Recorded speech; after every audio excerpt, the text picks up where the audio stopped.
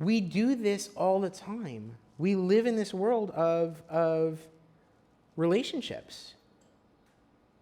We live in this world of interaction, which is integral to the process of leadership. It is integral to the process of followership. It is integral to the world of politics. Not government. I mean, yes, government, but not government as politics. Politics. So one of the questions we ask is, do the individual traits that I bring to the table, or that a country brings to the table, or that a business brings to the table, plus skills and styles of how they interact with the world around them, with those people who they consider to be their followers, do those things equate to leadership? When Apple comes out with a new idea, and everyone knows Apple's about innovation, and they bring specific skills to the table, and they even use specific styles of leadership and how they relate to their followers, because they want their followers to be diehards. They love the diehard followers, right? Do these together equate to leadership, or is it more than that? Paolo, what do you think? Is it just traits plus skills plus style equals leadership, or is it more than those three put together?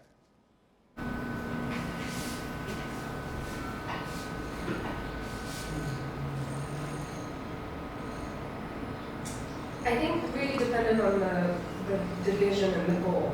Okay. For some strategic pursuits, that's enough. But then leadership, I think, is highly situational in most cases. Okay. And also dependent on the nature of the followership. Okay, so what you're saying is, we also have to look, maybe we need to individualize the follower and say, wait a second, it depends on the nature. If the followers are a group unto themselves, and it's a whole group, it's not individual followers, but it's a group of followers with leadership, then maybe that'll be enough. But if we have to individualize our for each follower, then that might not be enough. It might be more than that. Is that what you're saying? Okay. And I think you're right. I think that it depends often on the dyadic relationship that LMX theory talks about, where it says, LMX theory says all of leadership is really about me and you and me and you and me and you and me and you and me and you. And you're not a group because you're only a group because of me or because of the idea I represent, right? So there's an issue that arises because of that, though. Because if what you said is true, then what happens when I really like boys and I like hanging out with the boys, but I don't want to hang out with you ladies so much. Ladies. In-groups and out-groups start to form. Right? And that can negatively impact leadership. It may positively impact strategy and negatively impact leadership all at the same time. The boys are really good at moving stuff. We're going to go move stuff. I don't care that you're upset about it. We're going to go move stuff. Right? And you go, well, that impacts our group negatively, but it positively impacts strategic capability.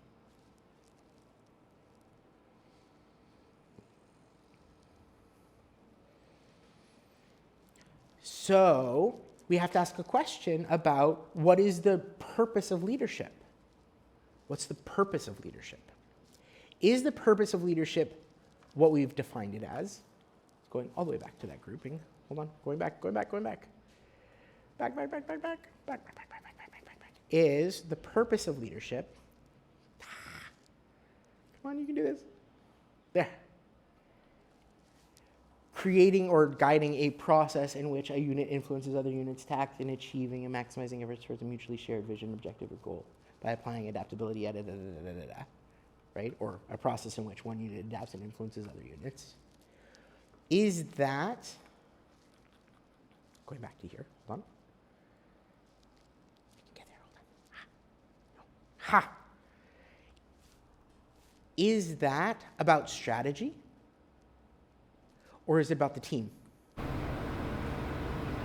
Well, that definition, in my opinion, is about both, because it mentions our objectives and our shared goals, but also about,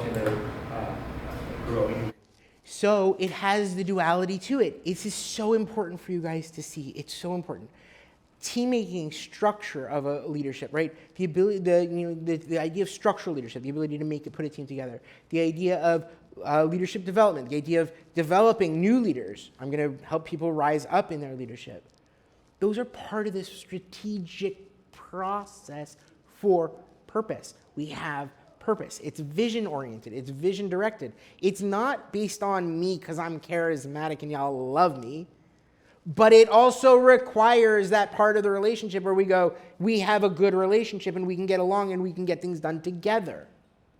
It needs both. So what happens when somebody fails to relate well? What happens? Can they still work together? Can two people still work together even though they don't get along? Yes, but they have to enjoy it. Okay. So if people can still work towards common goals even when they don't necessarily like each other. Like for instance, do you guys know the Magic Act Penn and Teller? Have you guys ever heard of them? Okay, first of all, you should definitely watch some of their stuff. It's really cool.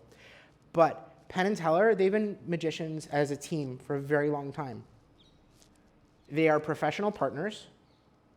They disagree about a lot of stuff when it comes to government and all kinds of other things.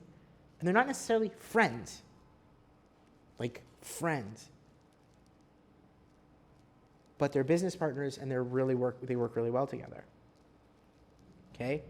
So their failure to relate on certain levels isn't negatively impacting their ability to relate on this specific thing.